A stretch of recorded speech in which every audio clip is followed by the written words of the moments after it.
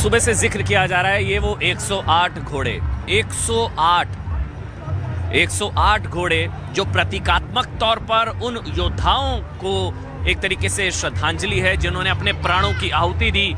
Sir पर भगवा जो है पहनकर, हाथ में भगवा झंडा लेकर आगे बढ़ते हुए ये वो शौर्य यात्रा जिसमें प्रधानमंत्री नरेंद्र मोदी शामिल होंगे। ये यहाँ से अगर आप वहां तक नजर दौड़ाएं 108 घोड़े हैं ये शौर्य यात्रा। ये आज प्रधानमंत्री नरेंद्र मोदी इसी शौर्य यात्रा में शामिल होकर भारत की संस्कृति, सभ्यता, साहस के परिचायक, भारत की संस्कृति और भारत की सांस्कृतिक शंखनाद का एक उद्घोष यहां से किया जाएगा। ये वो शौर्य यात्रा जिसमें सारे घोड़े 108 के करीब घोड़े हैं। मतलब अलग अलग समय में जिस तरह से आक्रमणकारियों ने आक्रमण किया, चाहे आप सबसे पहले मोहम्मद गजनी, उसके बाद 1299 अलाउद्दीन खिलजी आलम खान, चाहे 1394 मुजफ्फर खान और 1669 में औरंगजेब की तरफ से जो ऑर्डर दिया गया जिसके बाद कहा गया कि इस सोमनाथ मंदिर को मस्जिद में तब्दील कर दिया जाए। वो सारी लड़ाइयाँ जो आक्रांताओं द्वारा जिसने लड़ी, चाहे अहिल्याबाई होलकर से लेकर स्वामी विवेकानंद 1890 में वहां पर गए, यानी कि वो तमाम योद्धाओं को श्रद्धांजलि इन घोड़ों के जरिए ये वो शौर्य यात्रा जिसमें श्रद्धांजलि दी जाएगी। क्या नाम है आपका? मदन मोहन शर्मा। मदन मोहन शर्मा जी, अद्भुत तस्वीरें हैं प्रभु, बहुत बढ़िया। मैं सबसे पहले धन्यवाद करता हूँ मोदी जी का जो ने इस अवसर को एक पर्व के रूप में मनाया, इसका मैं हृदय से धन्यवाद करता हूँ। और ये क्षण भी भावुक करने वाला है। ये देखिए इस तरफ कैमरामैन नीरज दिखाएंगे कि ये 108 घोड़े जो प्रतीकात्मक तौर पर शौर्य की कहानी सुनाएंगे, जिस तरह से वो शौर्य जो हमारे योद्धाओं ने दिखाया, सोमनाथ को बचाते बचाते अपने प्राणों की आहुति दी, आक्रांताओं से लड़ते हुए, चाहे मुजफ्फर खान हो, चाहे खिलजी हो, चाहे औरंगजेब। मिटाने वाले कितने आए, मिटाने वाली मानसिकता मिट गई, लेकिन आज भी सोमनाथ मंदिर है कि हस्ती मिट्टी नहीं हमारी, सदियों राय दुश्मन जाने जहां हमारा। बिल्कुल। एक और जल्दी से रिपोर्ट आपको दिखाती हूँ। सोमनाथ स्वाभिमान पर्व को लेकर देश भर के साधु संत भी सोमनाथ पहुंच चुके हैं और आपको एक रिपोर्ट देखनी चाहिए कि कितने वो आज की तारीख में गर्वान्वित भी हैं और जिसे कहते हैं ना कि पूरी ऊर्जा से भरे हुए हैं। नरसिम्हा का वेश धारण करके ये एक खास यहाँ पर लोग आए हैं और इस तरीके से भगवान शिव की पूजा अर्चना में यह अपने आप को इन्होंने समर्पित यहाँ पर किया है। इसकी सजावट के पीछे मकसद क्या है? यह सोमनाथ का पावन अर्थ है, इसलिए हम धुन मंडल चलाते हैं। उसके सिवा हनुमान जी भी है, इसलिए नरसिंह माता करने का निर्णय लिया हमने। देखिए ये नरसिम्हा का ये पूरा प्रारूप है और नरसिम्हा की जो महत्वता है, किस तरीके से वो महत्वपूर्ण थे भारतीय संस्कृति में, भारतीय पौराणिक कथाओं में, ये इस बात को दिखाता है। तो बहुत ये महत्वपूर्ण तस्वीर है। कुल मिलाकर सोमनाथ मंदिर परिसर में जो पूरा नज़ारा है, पीएम मोदी की मौजूदगी के भीतर इन संतों का आगमन, इस तरीके से लोग जो अपनी भक्ति उजागर कर रहे हैं, वह इस बात को साबित करता है कि कितना महत्वपूर्ण यह आयोजन है। कैमरा पर्सन राकेश नेगी के साथ अमित पांडे, सोमनाथ, न्यूज़ 18 इंडिया। वो साल था 1025-26 जब महमूद गजनवी सोमनाथ मंदिर पहुंचा था। सोमनाथ मंदिर कहते हैं पहला ज्योतिर्लिंग, प्रथम ज्योतिर्लिंग जो है वो वहीं उस जगह पर गजनवी जाता है और ये इतिहास की सबसे बुरी और सबसे खतरनाक लूट के तौर पर देखी जाती है। मंदिर को तोड़ा जाता है, मंदिर को लूटा जाता है, शिवलिंग को तोड़ दिया जाता है। मतलब ये भारत के आत्मा पर सबसे बड़ी चोट होती है। और उसके बाद 17 मर्तबा ऐसा होता है कि सोमनाथ मंदिर को जो विदेशी आक्रांता हैं वो आते हैं, लूटते हैं, उसे और तोड़ते हैं, वो फिर उठ खड़ा होता है, फिर तोड़ते हैं, फिर उसका जीर्णोद्धार किया जाता है, फिर तोड़ा जाता है और फिर उसके बाद जब ये देश आज़ाद हो जाता है तब भी संघर्ष की वो गाथा खत्म नहीं होती है। संघर्ष की वो कहानी और बड़ी हो जाती है क्योंकि अपने ही लोगों से फिर मंदिर को ये सुनने और समझने को मिलता है कि अगर उसका जीर्णोद्धार किया गया तो वो सेक्युलरिज्म पर एक बहुत बड़ी चोट होगी। आज 1026 से आप 1025 से 2025, 1026 से 2026 की तरफ पहुंच चुके हैं। यानी 1000 साल का एक पूरा फासला आपने तय कर लिया है। और आज जब प्रधानमंत्री नरेंद्र मोदी सोमनाथ में वो भव्य शोभा यात्रा निकालेंगे तो वो शोभा यात्रा उन 1000 सालों के आक्रमण को याद करने की नहीं है, बल्कि ये शोभा यात्रा 1000 साल के आक्रमण होने के बावजूद पुरजोर तरीके से अखंड, मजबूत, अलौकिक तरीके से खड़े रहने की है।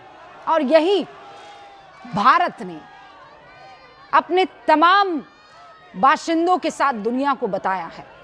उसकी संस्कृति ने यही समझाया है और इसी को जिया है। अब से कुछ देर में, अभी 9:27 हो रहे हैं, अब से कुछ देर में ये शोभा यात्रा शुरू हो जाने वाली है।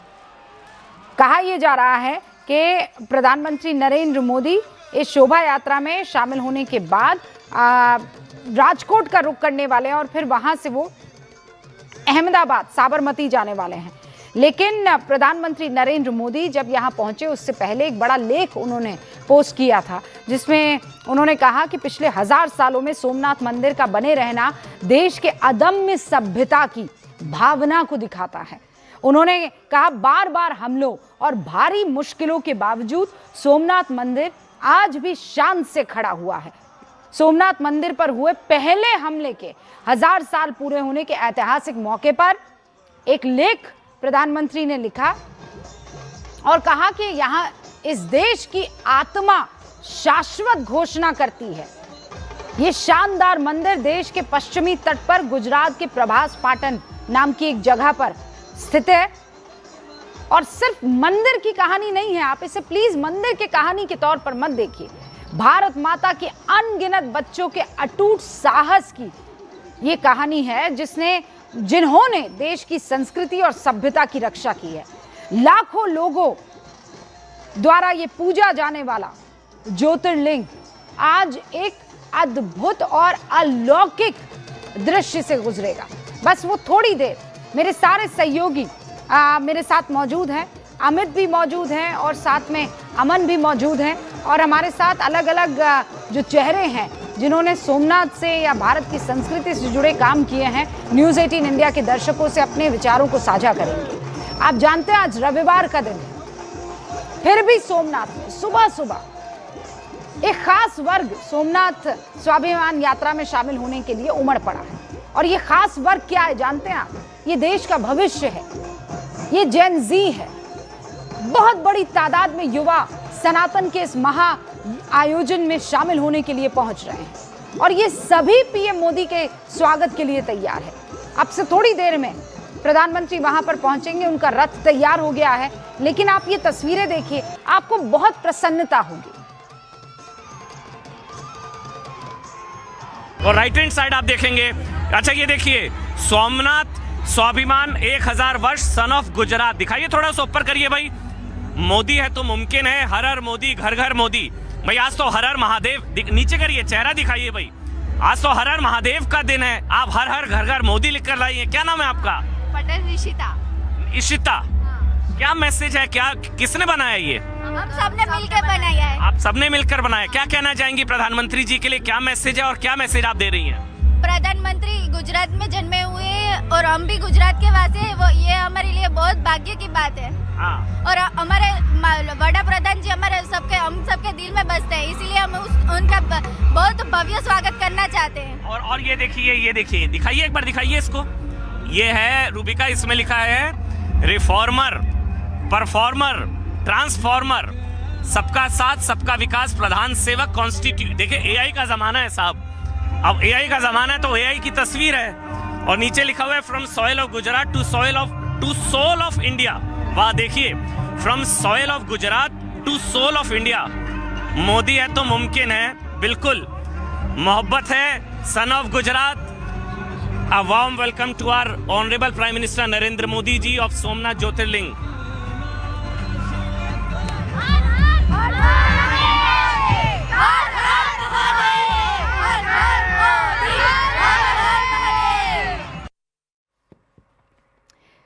मेरे सहयोगी अमन भी हमारे साथ जुड़े हुए हैं और इस वक्त आपको स्क्रीन पर देखिए जाना माना चेहरा स्वामी चिदानंद जी दिखाई दे रहे हैं। स्वामी जी, मैं आपके पास आऊंगी, उससे पहले एक बार अमन का रुख कर लेते हैं। वो ग्राउंड जीरो पर मौजूद है, तो आपको वहाँ के आबो हवा का एहसास भी हो चलेगा। स्वामी जी, अमन, बस अब कुछ देर का और इंतजार, मेरे ख्याल से 10-15 मिनट, और उसके बाद प्रधानमंत्री की शोभा यात्रा शुरू हो जाएगी।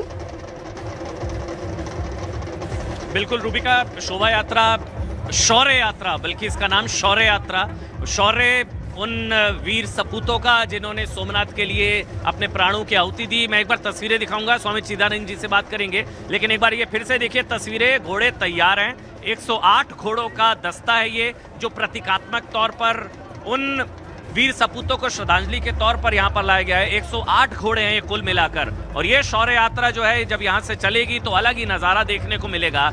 ये तस्वीरें बताती हैं कि भारत में सनातन संस्कृति और साहस, देखिए साहस का भी जिक्र करना जरूरी है, क्योंकि बार बार मिटाने वाली मानसिकता आई, लेकिन मिटाने वाली मानसिकता मिटी, लेकिन सोमनाथ मंदिर आज भी उसी शान के साथ जो खड़ा हुआ है, और इसलिए आज इसको सनातन का शंखनाद भी कहा जा रहा है, सनातन का स्वर्ण काल भी कहा जा रहा है। रविवार का दिन है और इतनी खूबसूरत तस्वीरें आज यहाँ से देखने को मिल रही है। एक बार शुरुआत करते हैं, एक बार स्वामी चिदानंद सरस्वती जी हमारे साथ है, रूबिका हमारे साथ हैं। स्वामी चिदानंद सरस्वती जी, कहने को ये आज सिर्फ कहा जा सकता है कि एक मंदिर पर आक्रमण हुआ, गजनी आया, 1026 में 50,000 लोगों को मार दिया या उन्होंने अपने प्राणों की आहुति दी, बात खत्म। लेकिन ये एक पूरी सिविलाइजेशन का जिक्र है, एक युग की कहानी है, 1000 वर्षों का युद्ध, जिसमें गजनी से लेकर खिलजी और फिर आखिर में औरंगजेब, लेकिन सारे आए, सबने मिटाने की कोशिश की। लेकिन आज ये आज की तस्वीर बताती है, मैं सोमनाथ में हूँ स्वामी जी, ये आज की तस्वीर बताती है कि भारत ना तब डिगा था ना आज डिगा है, और भारत के इरादे और अटल होते हुए नजर आ रहे हैं। स्वामी चिदानंद सरस्वती। स्वामी जी, आप भी सोमनाथ में ही है ना? जी, मैं आज दिल से सोमनाथ में हूँ, आत्मा से सोमनाथ, लेकिन मैं प्रयागराज में माघ मेले में हूँ। जी जी जी जी, बिल्कुल दिल से सोमनाथ। अमन जी को आपने सुना अभी, अमन कह रहे थे। हाँ हाँ बिल्कुल जी। देखिए, सबसे पहले तो मैं कहना चाहता हूँ कि मेरा देश मेरा स्वाभिमान, और हमारे पीएम हमारे अभिमान। What A prime minister, amazing man. कभी ऐसा प्राइम मिनिस्टर नहीं मिले, बात अगर अयोध्या की हो या सोमनाथ की हो, जहाँ भी देखो वो भारत की संस्कृति को, अमेजिंग संस्कृति को, जिसे सदियों से मिटाने का प्रयास हुआ लेकिन वो ना मिट पाई। सोमनाथ का मंदिर समय के माथे पर मुझे लगता है कि अंकित एक सनातन की अमर लकीर है, एक स्वर्णिम हस्ताक्षर है। तो राष्ट्रीय सोमनाथम च, वर्तमान समय में संपूर्ण भारत सोमनाथ के इस उत्सव को आत्म गौरव और श्रद्धा के साथ मना रहा है। मुझे लगता है कि सोमनाथ का उत्सव केवल एक मंदिर का उत्सव नहीं है, ये भारत की उस सनातन चेतना का उत्सव है, ये स्वाभिमान और आत्मसम्मान का उत्सव है। आज हमारा दिल भी उल्लास से भरा है, हमारा देश भी और हमारा दिल भी, देश और दोनों उत्सव मना रहे हैं। ये पर्व, मुझे तो ऐसा लगता है कि सनातन परंपरा की अखंडता और सनातन के स्वाभिमान के जागरण का महापर्व है। ये सोमनाथ मंदिर केवल धार्मिक स्थल नहीं है, वो भारत की आत्मा का जीवंत इतिहास, जो पत्थरों में गुथी हुई ऐसी गाथा है जिसे पढ़ने के लिए आंख नहीं चाहिए बल्कि चेतना चाहिए। अरब सागर की गर्जन करती हुई लहरों के सामने ये खड़ा हुआ हमारा सोमनाथ अडिग खड़ा है, अटल खड़ा है, प्रतिदिन हमें स्मरण कराता है कि सभ्यताएं। स्वामी जी, मुझे एक चीज बताइए स्वामी जी, आप ये स्वाभिमान पर्व को लेकर किसको याद करते हैं आज? अहिल्याबाई होलकर, स्वामी विवेकानंद, पटेल, के.एम. मुंशी या नरेंद्र मोदी? एक पूरी पीढ़ी, आप किसको याद करते हैं जब स्वाभिमान पर्व आज आप बना रहे हैं, पूरा देश मना रहा है, आप किसको याद करते हैं सबसे ज्यादा? हमारी आदरणीय अहिल्याबाई होलकर को भी याद करता हूं मैं, आदरणीय अहिल्याबाई होलकर को भी याद करता हूं, आदरणीय सरदार पटेल जी को भी याद करता हूं। लेकिन आज इतने सोमनाथ में जो उतार चढ़ाव देखे, उसके बाद जो आज आप वैभव देख रहे हैं, उसके लिए मैं भारत के ऊर्जावान, यशस्वी, तपस्वी प्रधानमंत्री जी को याद करता हूं। पीएम तो बहुत आए, चले गए, और कईयों ने तो रोकने की भी कोशिश की, लेकिन आज ऐसे पीएम हैं, रुकते हुए उस रथ को एक नई गति प्रदान की है। रुकते हुए उस रथ को एक नई गति प्रदान की है, एक इस देश को सांस्कृतिक ऊर्जा प्रदान की है। इसलिए इस एक मंदिर ने केवल मुझे तो लगता है उतार चढ़ाव भी नहीं, उसने वैभव भी देखा है, विनाश भी देखा है, अपमान भी सहा है, पुनर्जन्म भी जिया है, और इन सब के बीच जो कभी नहीं बदला वो थी उसकी आत्मा। वही आत्मा भारत के ऊर्जावान प्रधानमंत्री जी स्वामी जी ने बार बार ये कहा है कि यदि आप अपने गौरव को जी आप ये कह रहे हैं कि आज के लिए आप विशेष तौर पर जो है वो धन्यवाद देना चाहेंगे प्रधानमंत्री नरेंद्र मोदी को। मैं बस दर्शकों को ये बता दूं, अमी गणतरा भी हमारे साथ जुड़ चुकी हैं, महाभारत द अनरावेल्ड की ऑथर हैं और IIM अहमदाबाद से उन्होंने मैनेजमेंट सीखा है। लेकिन वो सबसे खूबसूरत अगर छात्रा रही हैं तो वो योग विद्या की रही हैं और जो हमारे साथ जुड़ भी चुकी हैं। इनफैक्ट वो सोमनाथ में मौजूद है, इतना मुझे पता है क्योंकि वो कार्यक्रम के लिए शायद इनवाइटेड भी हैं। अमी आपके पास मैं आ रही हूँ, बस एक बार स्वामी जी से इस सवाल का जवाब ले लें। स्वामी जी, आप उन तमाम लोगों को क्या कहेंगे? देखिए, राजनीति का वक्त नहीं है, लेकिन आज मैसेज भी बहुत मजबूती से जाना चाहिए। उन तमाम लोगों को क्या कहेंगे जो ये कह रहे हैं कि ये जो इस वक्त की सरकार है जिसे आप शुक्रिया अदा कर रहे हैं, ये केवल और केवल हिंदुत्व की तरफ ध्यान दे रही है और भगवा की तरफ ध्यान दे रही है। ये बड़े बड़े चाहे वो राम मंदिर हो, चाहे वो प्रयागराज जहाँ पर आप मौजूद हैं, चाहे वो सोमनाथ हो, और बार बार आरोप लगता है विपक्ष की तरफ से कि ये सिर्फ और सिर्फ इस काम की तरफ आगे बढ़ रहे हैं। आप उनको क्या जवाब देना चाहेंगे? मुझे तो लगता है कि आज भारत को भारत की आंखों से देखने की आवश्यकता है। इसलिए मैंने कहा, इसके लिए आंखें नहीं, चेतना चाहिए। जिनकी चेतना ही मर चुकी हो, जो अपनी संस्कृति को ना जीते हों, जो अपने इतिहास के गौरव को ना जीते हों। सबसे बड़ी बात है एक राष्ट्र के लिए अपने गौरवमय इतिहास को जीना, उसको समझना, उसको जानना, फिर वैसा जीना। और हमारा इतिहास, ये सोमनाथ का इतिहास जो है, ये पराजय का नहीं, पुनर्जागरण का इतिहास है। वो मूर्ति तो तोड़ सके लेकिन हमारी सांस्कृतिक चेतना को नहीं तोड़ सके। ये इतिहास बताता है कि भारत हारना नहीं जानता, भारत टूट कर भी बनना और बनाना जानता है।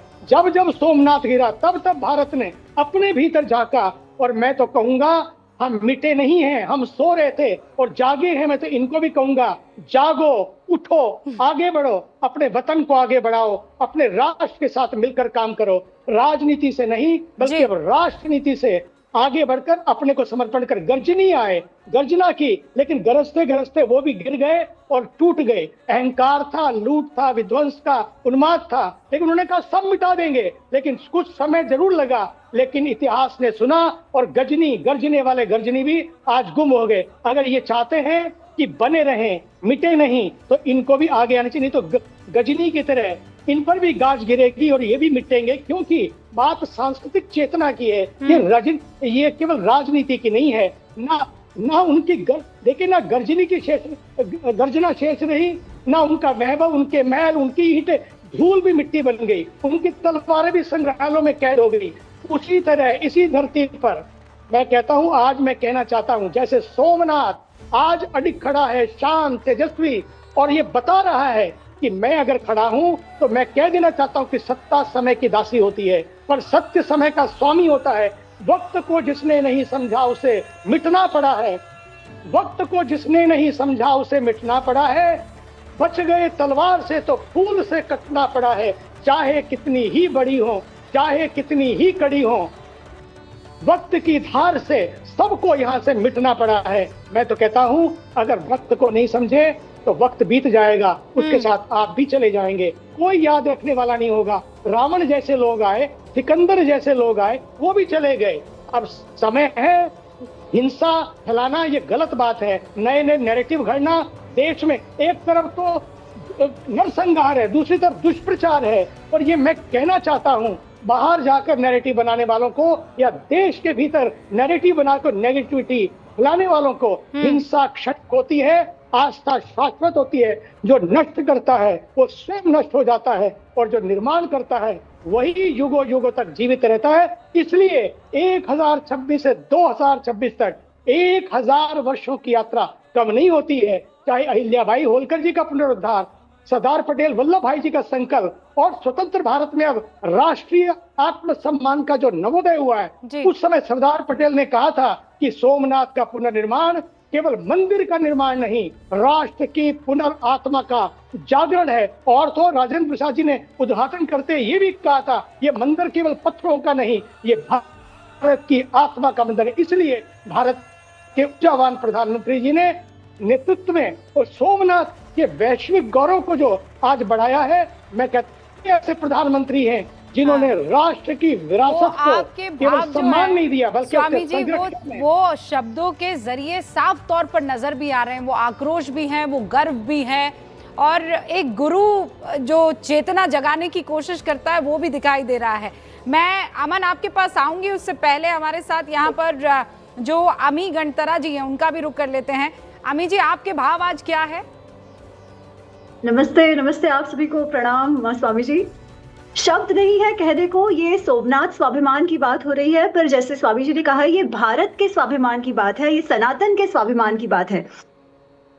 सोमनाथ का जो इतिहास है वो हम अपने आप को सनातन क्यों कहते हैं, इसका एक जागृत उदाहरण है। इतने वर्ष बीत गए, इतने आक्रांता आए, मंदिर टूटे, पर हमने हमारा जो आदर्श स्थान है, हमारा जो भक्ति स्थान है वो नहीं छोड़ा, इतने वर्षों से नहीं छोड़ा। स्वामी जी ने बात कही अहिल्याबाई होलकर की, सरदार पटेल की, मोदी जी की, ऑफ कोर्स ये सब तो है ही, पर जब गजनी आया और जब से पहली बार सोमनाथ को तोड़ा गया, तब से लेके आज तक बारंबार ऐसे वीर जागृत हुए हैं जिन्होंने सोमनाथ की रक्षा भी की है और आक्रांताओं से लड़े हैं।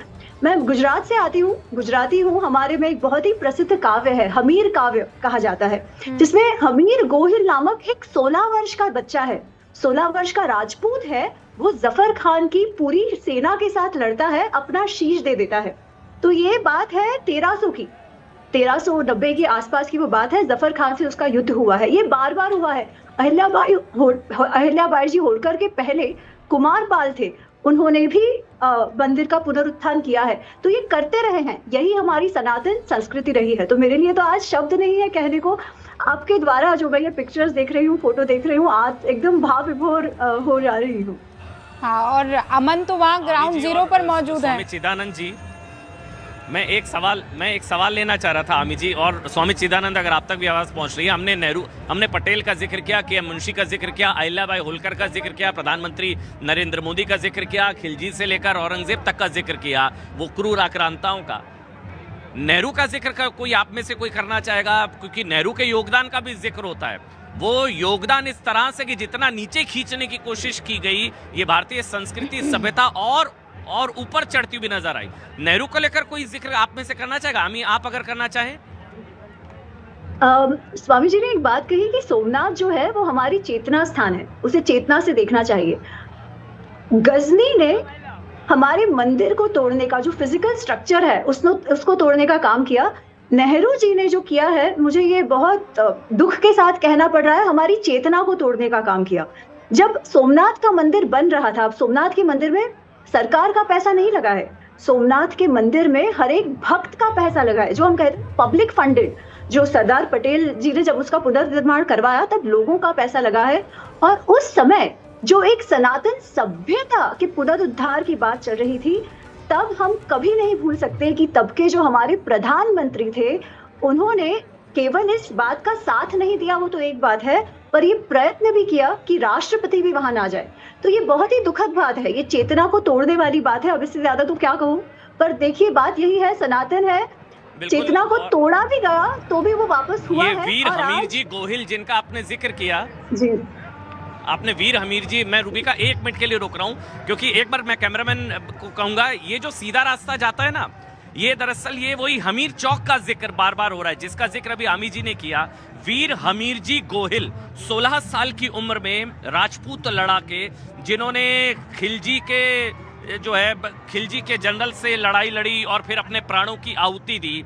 ये 16 साल की उम्र में, मतलब रूबिका ये वाकई सोचने वाली चीज है। सोमनाथ के लिए अनन्य योद्धाओं ने अपने प्राणों की आहुति दी, दूधा जी, अर्जुन जी, हमीर जी, भीमजी सिंह गोहिल।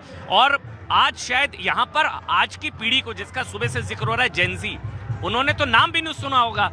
आज कम से कम लोगों को पता लग रहा है वीर हमीरजी गोहिल 1299 16 साल के राजपूत लड़ाके ने जो लड़ाई लड़ी खिलजी से और खिलजी के जनरल से, और उसके बाद अपने प्राणों की आहुति दी किसके लिए? सोमनाथ के लिए। और उसी सोमनाथ, उसी संस्कृति को झुकाने की और एक तरीके से, लेकिन प्रधानमंत्री ने भी इसका जिक्र किया